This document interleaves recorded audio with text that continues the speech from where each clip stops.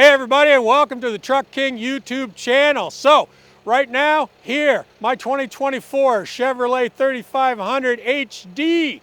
And I've been driving this truck for a year now. And when you remember my last video from earlier in the fall, you'll know that I've had a couple of issues there. Specifically, warning message that told me that I had water in my fuel, and then later on, an injector fault. So, I'll just recap what's happened to date.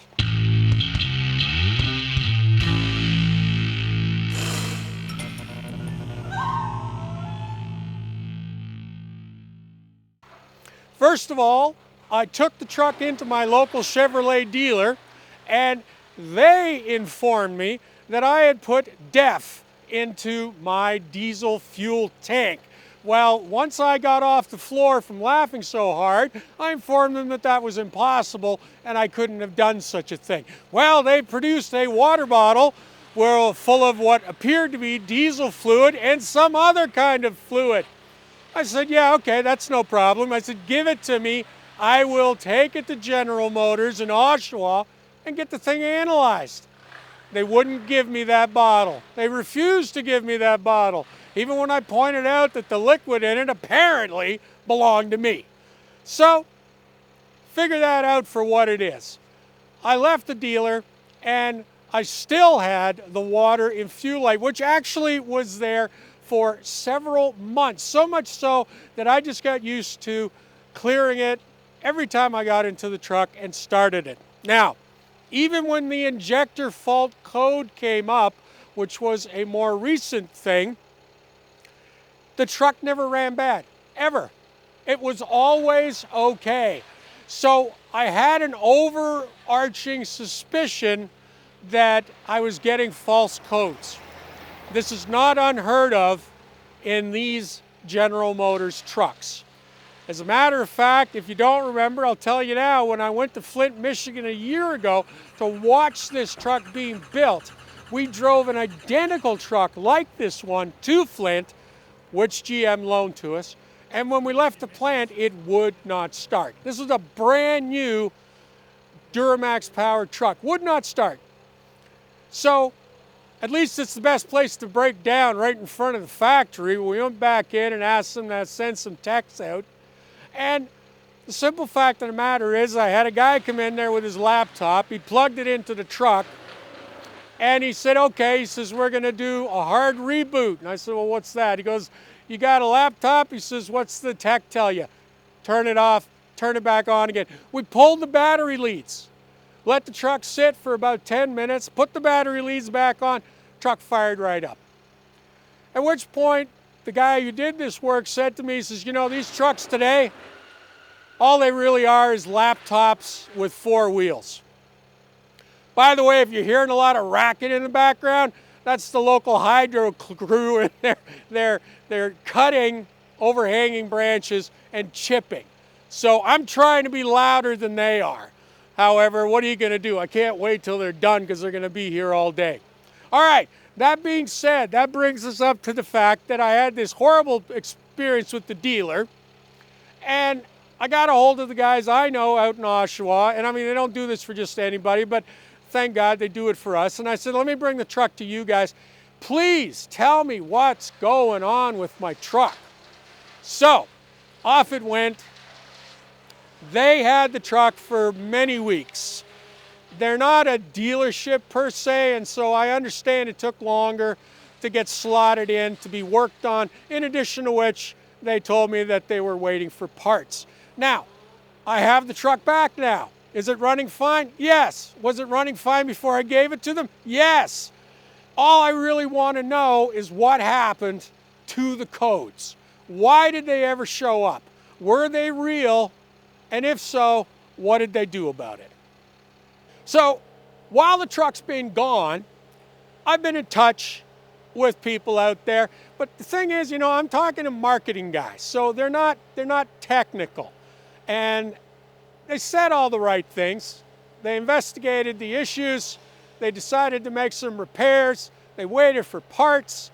And when I got into the, well, what parts and why those parts, I couldn't get a direct answer, mostly because I couldn't talk to the guys who actually did the work. Now, I'm pointing this out because in some ways that I found frustrating. However, I said finally to GM, I said, please, I said, just give me something so I can pass it on to my viewers and say, look, this is what happened with the truck. It went out to Oshawa with a fault code. It also went out there with the water and fuel message that I'd had for several months. And of course, that's what I wanted to get rid of. And I wanted to know, were those real? So I have an official statement from General Motors. You can tell it's official because it's on a clipboard. So rather than me trying to interpret what's happened, I'm going to read what it is that they've said. Now, so from the beginning, from the GM rep, here's a summary of the diagnostic and repair steps taken to address the water and fuel and check engine codes on the Silverado Heavy Duty. Following the earlier dealership service visit, fuel contamination was identified. See attached fuel sample picture. Now apparently the dealership did take a picture of that water bottle and sent it out to Oshawa, but they did never give us the damn water bottle to see what exactly was in that. Upon the truck's arrival in Oshawa, diagnostic codes were reviewed, including a water and fuel code, followed by injector codes. To address this, the fuel filter housing was replaced, successfully clearing the water and fuel code. During further testing, the injector codes were cleared and the truck was road tested with no further issues. However, unfortunately, when the truck was started and moved several days later, the injector code returned. Based on the diagnosis of this fault code and the fuel sample taken from the earlier dealership service visit, the root cause was determined to be fuel contamination, specifically water intrusion. As this water contamination had passed through the system, there was an underlying concern the lubrication properties of the diesel fuel would be compromised, causing potential component damage. To ensure optimal performance and longevity of the vehicle, the fuel system was fully replaced, excluding lines and tank, which were thoroughly flushed.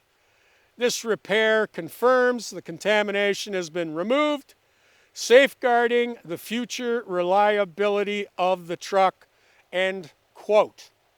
So, I apparently have a whole new fuel system.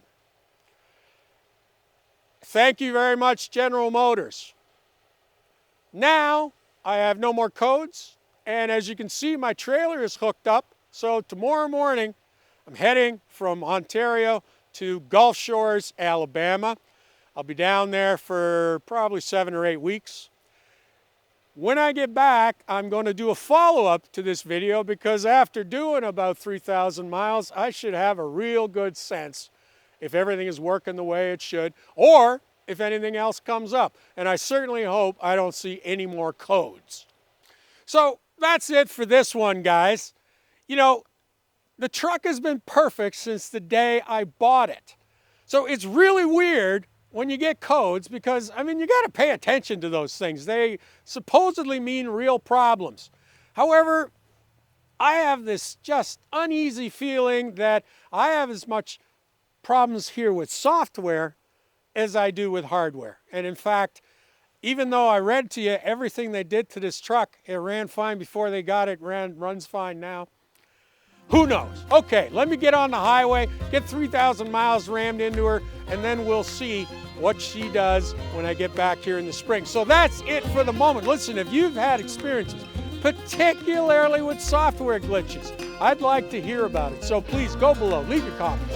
And before you go, just remember, hit like, hit subscribe, join, become a member of our channel. And then we'll be right back shortly with something else, not from me. You'll see Steve, because I'm heading down south. See ya.